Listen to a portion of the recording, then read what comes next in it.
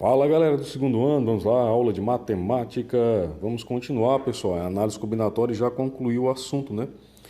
Agora nós vamos ver combinação simples, página 158. Lembrando que nós já vimos lá, né, pessoal, princípio aditivo da multiplicação, da contagem, perdão. Nós vimos ali também análise combinatória na parte lá de permutação, né? Simples de permutação com repetição. E também nós vimos arranjo, né? E hoje nós vamos concluir o assunto tratando de combinação simples, viu, pessoal? Então, qual é a diferença, pessoal, entre arranjo e combinação? O arranjo, vocês lembram que a ordem vai importar. Então, se eu tenho ali 5 pessoas, um conjunto de 5 pessoas, dessas 5 pessoas eu vou escolher 2 para cargos de emprego, de trabalho, e cada uma vai receber um salário diferente da outra, a ordem da escolha do primeiro e do segundo lugar, por exemplo, vai importar. Quem for escolhido em primeiro lugar vai ganhar mais que quem for escolhido em segundo lugar, certo? Já na combinação, nós vamos ver que a ordem não vai importar. Então, vamos lá. O livro de vocês traz aí na página 158 a seguinte proposição. Em um torneio quadrangular de futebol, cada uma das equipes participantes, A, B, C e D, enfrentará cada uma das outras uma vez. Para determinar o número de jogos deste torneio, devemos observar que ao representar qualquer um deles, não consideramos a ordem das equipes. Por exemplo, o jogo em que a equipe A enfrentará a equipe B é o mesmo em que a equipe B enfrentará a equipe A, certo? Então não vai importar, né? Vamos supor que seja num só estádio, né, esses jogos. Então não importa se o jogo é em casa ou é fora de casa, né? Porque todos os jogos serão no mesmo lugar. Então, captando, então a ordem não vai importar. Diferente, né? Se nós tivermos, por exemplo, um jogo entre Flamengo e um time, né, pequeno, por exemplo, né? Quando o Flamengo é o mandante, né, o Maracanã enche, né? Ou qualquer estádio, né, que ele vá, o estádio vai encher, enquanto que outro time vai ter uma menor torcida. Mas, né, se aquele time jogar em sua casa, vai ter um pouco de torcida, né? Então a ordem ela vai importar aí, né, o mando de campo. Nesse caso, né, não vai importar.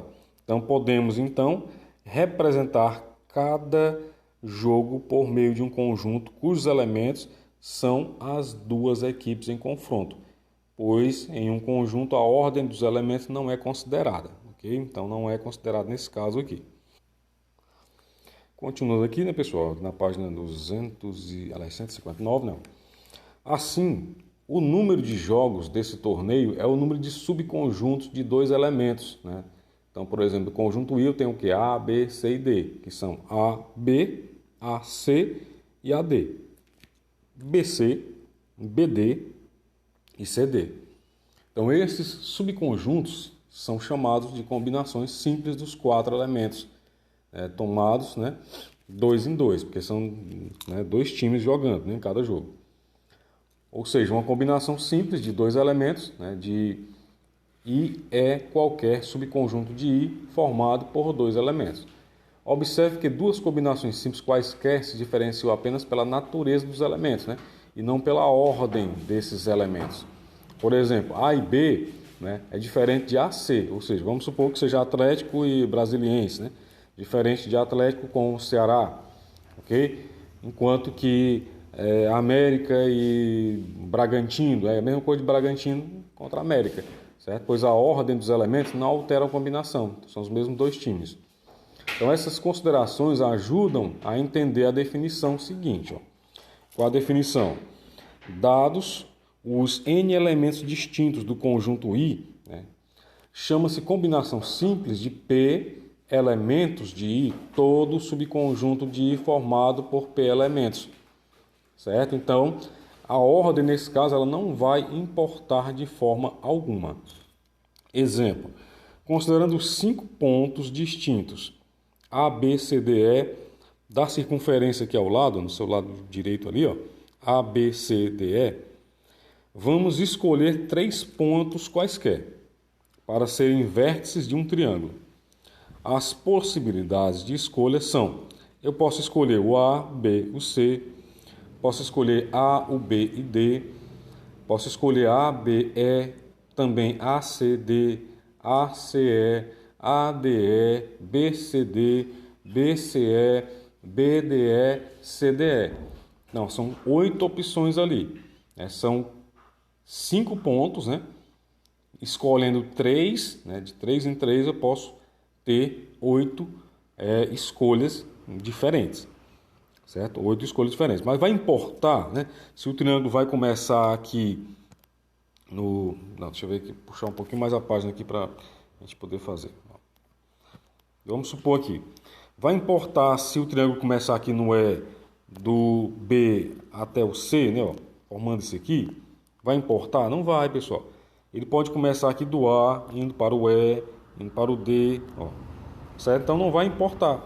Vão formar esse triângulo de qualquer forma. Então, note que a ordem dos pontos não altera a representação do triângulo. Por exemplo, ABC igual a BCA. Né? Assim, essas representações são combinações dos 5 pontos tomados 3 a 3.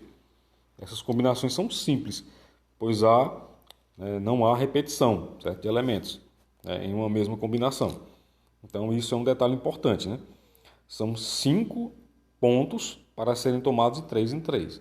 Dão um total ali de 8 possibilidades, né, para nós. Então, pessoal, o cálculo do número de combinações simples de N elementos distintos tomados de P a P, o que é isso? Supondo ali, vou colocar o C, né? Ali no exemplo do triângulo, aliás, dos pontos da circunferência para formar o triângulo, eram 5 pontos, né? E eles, para formarem um triângulo, tem que ter 3 pontos. Então, é 5, e representando o N, né, ó, e o P representa o 3, ó, o 3 representa o P. Ok? Então, o N representa o total, né, de elementos e o P representa a parte que será tomada, né? P de parte, né? Então, vamos lá, indicamos ali, né, ó, C, N, P, né, o número de combinações simples de N elementos distintos tomados P a P. Para efetuar este cálculo, vamos relacionar o número de combinações simples com o número de arranjos simples de N elementos tomados P a P. Para isso, consideremos as duas situações a seguir. Então vamos lá, pessoal. Antes da gente apresentar a fórmulazinha para vocês, né? Vamos conceituar. Entre 4 candidatos A, B, C e D, devem ser escolhidos 3 para ocupar 3 vagas distintas: programador, analista de sistema e supervisor do departamento de informática de uma empresa. Como os candidatos são igualmente capazes, a escolha será feita por sorteio. Quantas escolhas diferentes podem ser feitas? Considerando que o primeiro sorteio seja para a vaga de programador, o segundo para analista de sistema e o terceiro para supervisor, temos as possibilidades. Ó. Então, nós temos essa possibilidade, ó, primeiro sorteio, segundo sorteio, terceiro sorteio, né? E assim, ó, sucessivamente. Então, nós temos 24 possibilidades no total. Essas 24 possibilidades são todos os arranjos simples de 4 elementos. Tá? Então, são 4 elementos, né, tomados de 3 em 3, né, primeiro, segundo, terceiro, tenho ali um total de 24. Ok? Vamos lá para a situação 2 ali. Ó.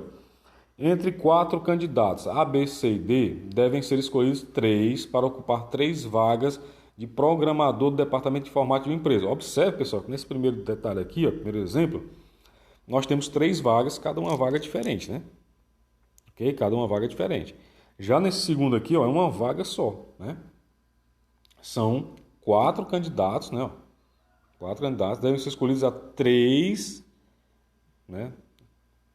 Para ocupar 3 vagas de programador, né? Então é um cargo só, digamos assim, certo? Mas contendo 3 vagas.